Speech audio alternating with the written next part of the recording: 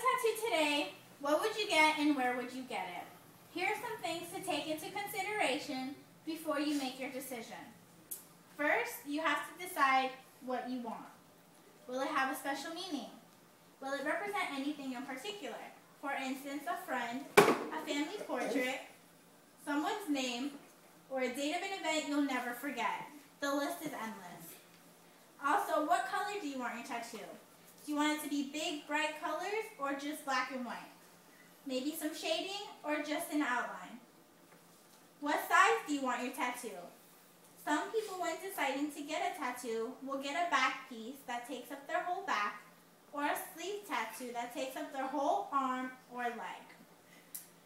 Others may prefer little tattoos here and there, like behind the ear, in between your fingers, or on the top part of your foot. Do you even want your tattoo to be visible? Some people would rather have their tattoos hidden, so it can only be something that will be seen by them. Something that you have to take into consideration when deciding whether or not you want your tattoo is employment.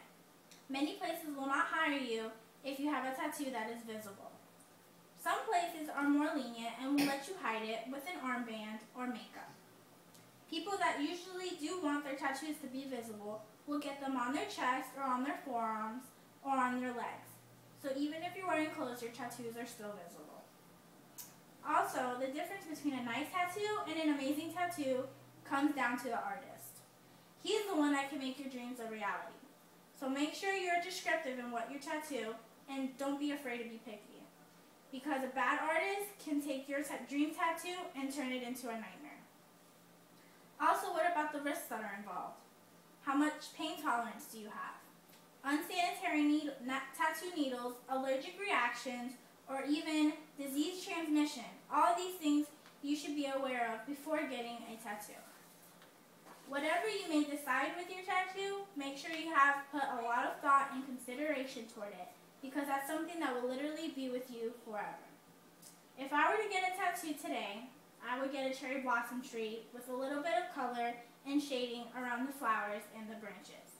It would be on my left side, going across my ribs, and I would like it there because it would look good and it would be somewhere that I can keep hidden at the same time. Why the cherry blossom? I've always liked the Japanese culture and decor, and the cherry blossom trees are gorgeous when they're in bloom, with their bright pink flowers and red flowers. Also, in the Japanese culture, it is a metaphoric representation of life and a symbol of good luck and positivity. As well as in the Chinese culture, it represents feminine sexuality.